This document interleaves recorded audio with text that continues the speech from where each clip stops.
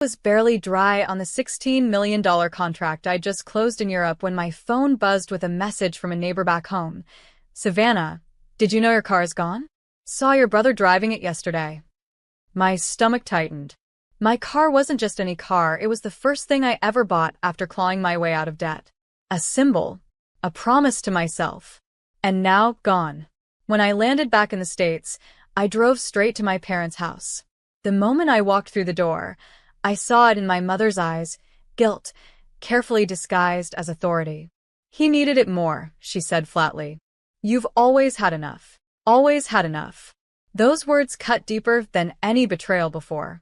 As if my success erased the years I spent eating instant noodles, working 3 jobs, wearing the same shoes until the soles gave out.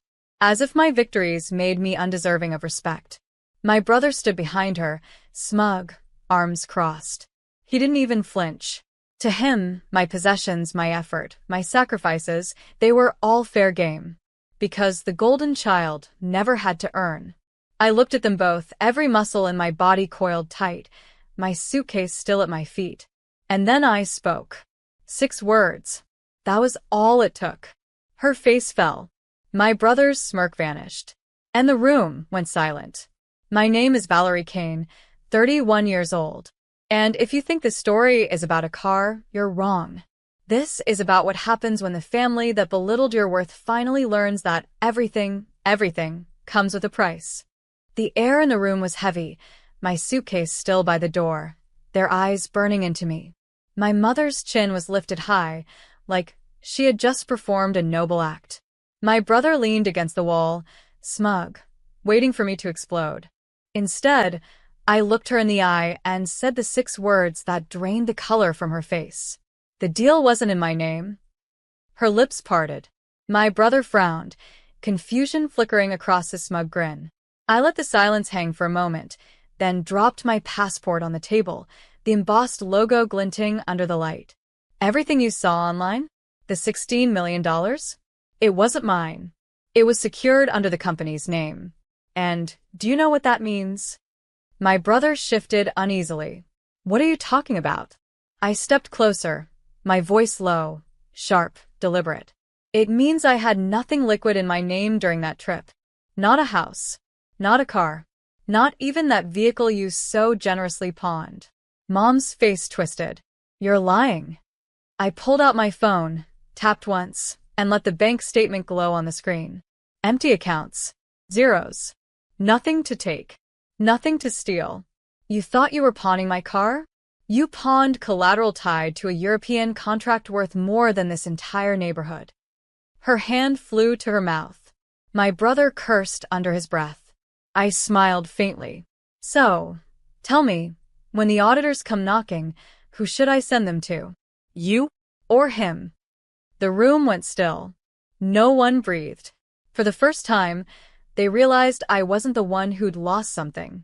They were. The next morning, the calls began. Not from my parents, not from my brother, but from the bank.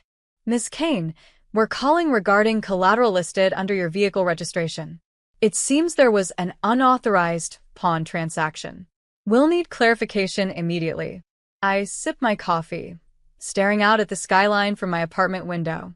Oh, I'll clarify, I said calmly. But you'll need to speak directly with the parties who pawned it. I wasn't even in the country. The line went quiet. So, you're saying your family acted without your consent? Yes, I replied. And I have documentation to prove it. By noon, 2 auditors were already knocking on my parents' door. I didn't have to be there to see the panic. I had cameras installed years ago, and the footage streamed directly to my phone. My mother's voice, usually so sharp, was trembling. There must be some mistake. It was just a car, my daughter has plenty. The auditor's response was flat, professional, merciless. Ma'am, the car is tied to an international transaction. This isn't just a vehicle, it's contractual property. Do you understand the seriousness of this? My brother stepped in, trying to bluster his way through. Look, we'll pay it back. We'll fix it. She won't press charges. But that's where he was wrong. I hit record on my phone and captured every word. His desperation, his admission, My mother's silence as she realized what they had done. That evening, I walked back into their house, the same room where she'd told me I'd always had enough. Now, the walls were quiet, the pride drained from their faces. I set my phone on the table, hit play, and let them hear their own downfall. This time, I said softly, the price won't be mine to pay. The recording ended, the room heavy with the sound of their own voices condemning them. My brother slammed his fist against the table. You wouldn't dare turn that over. You'd ruin your own family. I leaned back, calm, deliberate. Family? That word only shows up when you're cornered. Where was family when you pawned what wasn't yours? When you decided I didn't matter because you thought I'd always had enough? Mom's hands trembled as she reached for me, her voice breaking. Valerie, please. We didn't know it was tied to anything bigger. We thought it was just a car. Just a car? I cut her off, my voice sharp enough to slice through the air. That car was collateral, which means the second you signed it away, you signed yourselves into an international fraud investigation. Do you have any idea what they do to people who tamper with contracts of that scale? Dad, who had been silent until now, finally spoke, his voice low and cold. You'll fix this. You have the connections. You have the money. We raised you. We deserve that much. I laughed, bitter and humorless. You didn't raise me. You drained me. And you never saw the difference. For the first time, I saw something flicker in my brother's eyes, fear. He knew this wasn't just about money. It was about power, reputation, freedom. And all of it was slipping through his hands. I stood, collecting my phone, the faint glow of the screen reflecting on their stunned faces. I'll give the auditors everything they need. Every document. Every recording. Every lie you've told. Mom whispered, Valerie, please. But I was already walking to the door. You took what was mine. Now I'll take what you think can never be touched. The next 48 hours moved like a storm. Auditors dug through the paperwork. My brother's signature showed up on the pawn slips, sloppy but undeniable. My mother's name was scrawled beside his, listed as guarantor. They hadn't just touched my property, they had committed fraud in black ink. My phone rang nonstop. Mom, Dad, my brother, calls I ignored. Then came the texts, switching from desperate to venomous in a heartbeat. Don't do this, Valerie. We're blood. If you give them that recording, you'll regret it. You've always been selfish. Selfish. That word nearly made me laugh. Where was their outrage when I was living out of my car at 22, scraping change to eat, while every extra dollar in the family went into my brother's business ventures? Where was family then? By noon, I sat across from the auditors in their downtown office. I slid my phone across the polished table and hit play. Their eyes sharpened as my brother's voice filled the room. Look, we'll pay it back. She won't press charges. One of the auditors leaned back, folding his hands. Thank you, Ms. Kane. This will accelerate the process. They can't wriggle out of this now. When I left, my phone buzzed again. This time it was my sister-in-law. If you ruin him, you ruin all of us. I typed back one line. He ruined himself. I'm just not cleaning it up this time. That night, I poured a glass of wine and stood by my window, watching the city lights shimmer. For years, I had been the safety net they trampled on. Not anymore. I'd given the truth to people who couldn't be bribed, manipulated, or guilted into silence. And tomorrow, the fallout would begin. The headlines came faster than I expected. Local business owner under fraud investigation. Family accused of unauthorized collateral scheme. And right beneath the bold letters was my brother's face. Pale, stiff, his once proud grin replaced with the look of a man cornered. My mother's name appeared too, listed as guarantor. By the afternoon, the phone calls stopped. Not from them. Those kept coming, but from mutual friends, from distant relatives, from business contacts who had once bragged about knowing the Kane family. Their tone had shifted overnight. Valerie, I had no idea. You don't deserve this. Proud of you for standing up to them. For once, the whispers weren't aimed at me. They were aimed at them. When I drove past their house later that day, I noticed the blinds drawn tight, the driveway empty. No cars. No laughter spilling out like it used to during my brother's endless celebrations. Just silence. I parked at the curb and sat for a moment, staring at the house where I'd once felt invisible, where every win I'd earned was dismissed as luck, while my brother's failures were spun as ambition. The front door cracked open. My mother stood there, eyes red, shoulders slumped. She didn't step outside. She just stared at me, lips parting as though she might say something. An apology? A plea? I'll never know, because I started the car and drove away before she could speak.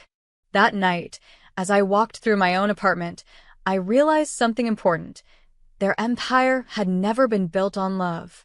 It was built on appearances, manipulation, and taking whatever wasn't nailed down. And now, piece by piece, it was collapsing. The begging began 3 days later. My phone lit up with a string of messages from Mom, each one more frantic than the last. "Valerie, please, you don't understand what this is doing to us. Your brother could lose everything, his business, his marriage. We're your family. Stop this before it's too late." Too late. The phrase made me smirk. Too late was my 23rd birthday, when they left me alone with a grocery store cupcake while they threw a party for my brother's new venture. Too late was every time they told me, "You'll be fine," while funneling everything into him. Too late was pawning my car behind my back. The final voicemail was Dad's voice, gruff but quivering. "Valerie, you've made your point. Don't drag our name through the mud. We can fix this. Just give us the chance." But there was no fixing this. Not anymore. That evening, I attended a gala hosted by the very company I'd secured the $16 million deal for. The CEO raised his glass in my honor, praising my work ethic, my loyalty, my brilliance under pressure. Applause echoed through the ballroom, and for the first time in years, I felt seen. Not as someone's daughter, not as someone's sister, but as me. Meanwhile, across town, my brother's office lights went dark. His business accounts froze. Rumors spread of clients pulling out, creditors circling like vultures. The golden boy was tarnished beyond repair. As I left the gala, standing tall in a dress I'd bought with my own money, I glanced at my silent phone. Another text from Mom glowed on the screen. "Come home. Please. We'll do anything." I slid it back into my clutch without replying.